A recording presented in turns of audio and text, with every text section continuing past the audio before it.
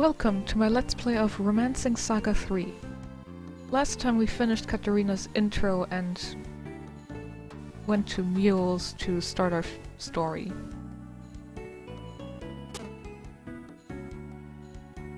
The only event that we currently have is reobtaining the masquerade, but overall we don't know how to do that yet. These people sell magic. According to default or so, Katarina has very good wind magic, but I personally never used magic in this game very much. Talking here to this man will tell us that somebody carrying a nice blade has gone to Pidona, which is kind of a hint on where to go next. But Pidona is basically the center of the world since the Devil King first appeared 600 years ago. This is the poet. The poet is a recruitable character and has been the mascot of the Romancing Saga games the entire time. This is the first game where he's actually playable. In Manasod's translation of the game, there's a side quest you put in that where you have the poet join your party, finish an ambuscade with, defeat Fornios, have him leave your party, and then rejoin with a new song, and then kill him off, and this would bring you the Shinon secret. Or at least get you towards the Shinon secret. Overall, the Bard is a pretty decent party member. He starts with level 3 in practically every weapon skill. So he can become anything you want, but downside with him is he will not leave your party unless you have closed an ambuscade with him in your party, which can be quite annoying. So I'm not going to take him in this gameplay. Let's see if we can see her from here. This pink-haired girl is Tatiana. Blech. She is in practically every city. And knocking into her often enough will cause her to join you. She will always call herself after a sweet like crêpe, tart, or millefeuille. She does gain text fast enough, but it takes a really long time to master things. Also, she comes with no tech points, no magic points, or any skill in any weapon. Which is good because you can have her specialize in whatever you want, but overall, it's not always worth the trouble. So we're gonna try to avoid her in this playthrough. Fun fact, if you play as Monica or Mikael, she refuses to join you. Mikael because he has absolutely no patience with runaways, and Monica because I don't know. Tatiana just refuses to go with her.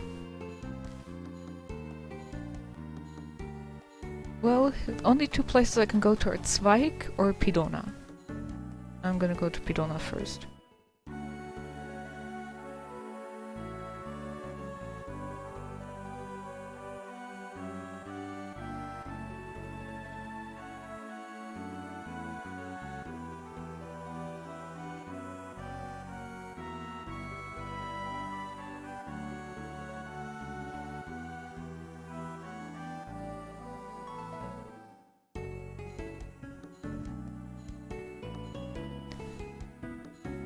Something I didn't mention about Tatiana is once she has joined your party, she pretty much refuses to leave your party unless you go to Librov here. Since she ran away from Librov, she refuses to go back there, and entering the city via world map or going there via ship will cause her to leave.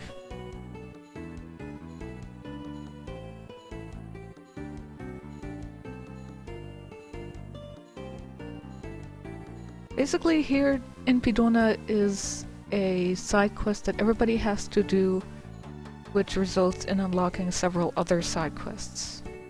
I'm not gonna do it yet.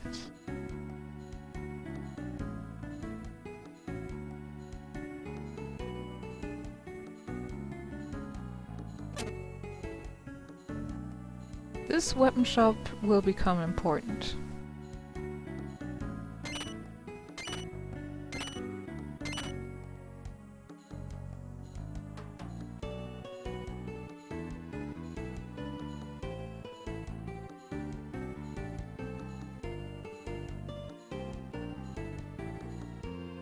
Basically, the story of this blacksmith store is that Nora was the daughter of the previous blacksmith, and he had the RS spear, which was one of the relics.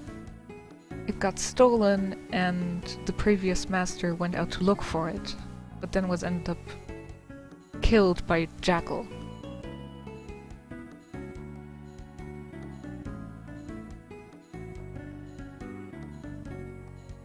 Nora here decides to go out on her own anyway to find Jackal who killed her father and hopefully get the spear back. This is important. You have to choose to help Nora, because if you just stand there and watch, she's gonna leave on her own and she will pretty much die. You can't recruit her anymore, so even if you don't want Nora in your party forever, you have to choose to help her at this moment.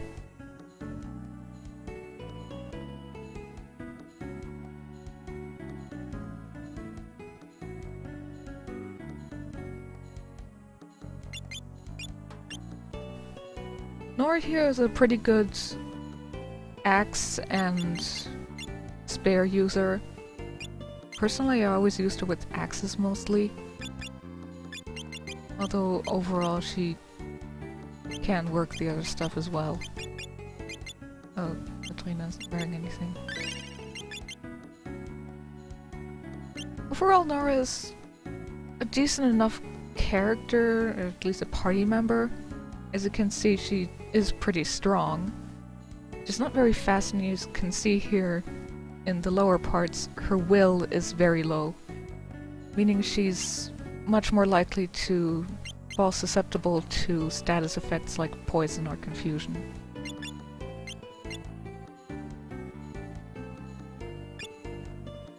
Currently we only have the life shield formation with two characters, but putting Nora into our party brings us the Tiger's Cave formation. It ups your defense but lowers your speed. Basically, Ken is going to continue working here, and we can tell him to create weapons. He also tells us that the other workers of the blacksmith are, you know, somewhere in the various cities, and we have to bring them back.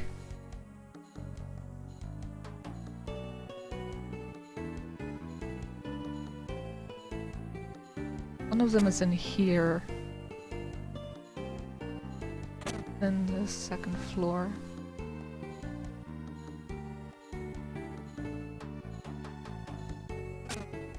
Basically, talking to him, you tell him that Ken has not given up on the dream of blacksmith or something like that, and they choose to come back because it impresses them. You can have him either invent weapons or invent armor. I'm gonna have him invent armor because I like to get both things as soon as possible. Over time, the things you ask them to invent will be completed, but it takes... the more monsters you fight, the faster it gets them to finish the weapons, I guess. I haven't really counted how many it takes. With several of the later weapons, you're gonna need a certain item for them to be able to invent it. Problem here is though that there's only one death fragment in the entire game, and there's one accessory and one weapon that requires it. Personally, I don't like either because they cause your character to count as undead, and you can't heal them then. So overall it's pointless to have them. Unless you like having an undead character.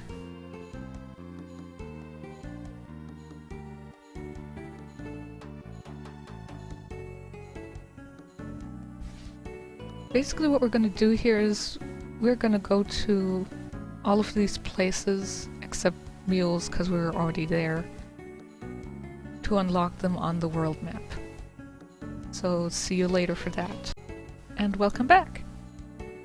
I have now unlocked every possible city that you can unlock via ship and by talking to the various people in the cities to find out about the other cities or villages around this place.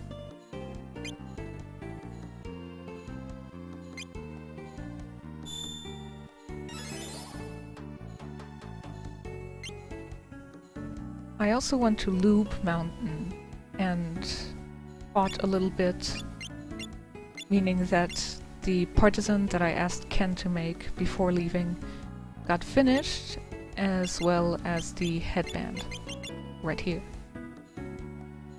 I told him to make the bastard sword and the protect suit next.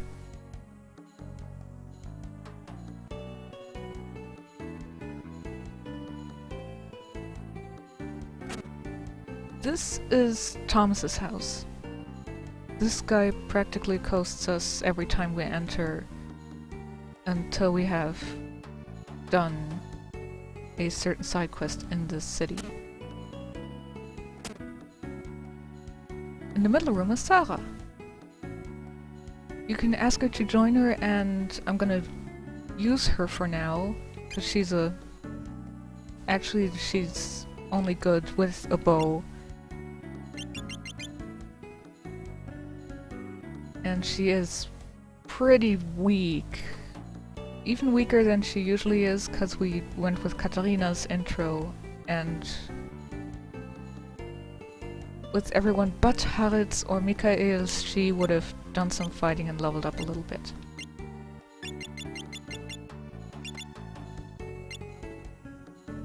Sarah is overall really only there for a bow user. She will eventually be overshadowed by a different bow user, but that won't be for a while.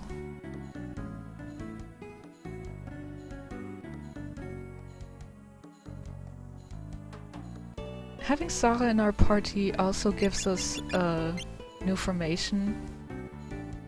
Granted, we don't have 5 yet, but she gives us the Hunter Shift formation, which is good for bow users like her.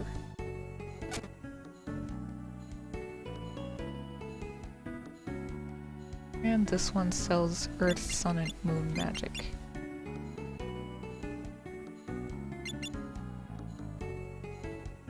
If you're wondering who my final party members will be, it'll be Katarina, Boston, the Fairy, probably Fat Robin, as well as Mikael. Why Mikael? Because Katarina, as most of the characters in this game, has 2 endings. And Katarina's endings varies on whether Mikael was or wasn't in our party at the end of the game. Only with 3 party members, I think. I'm trying to think where some good weapons were for now. Yamas is where you would obtain Robin or Fat Robin as party members, but I'm not gonna do this side quest yet.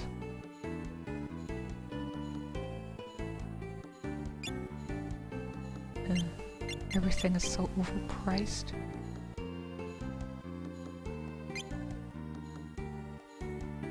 Yeah, I had a good 2,000 aurum or so, but with all the traveling around, I'm pretty much broke right now.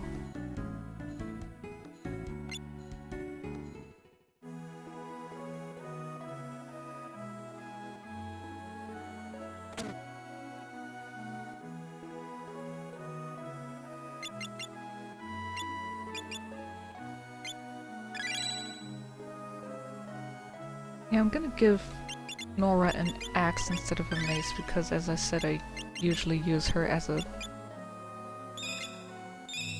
axe user anyway.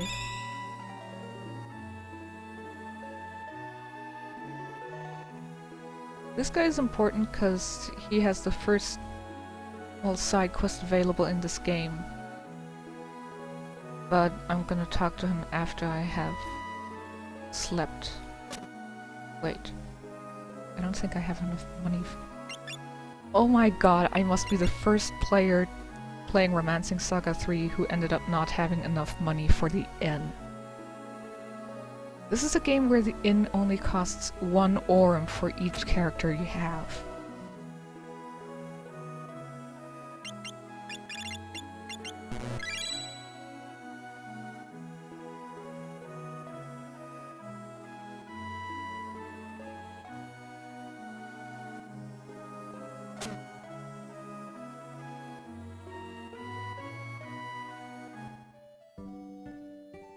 Fun fact on this emulator, if you press 1 you can remove a layer and you can see they all sleep in their magic casting position. Just a little thing to note.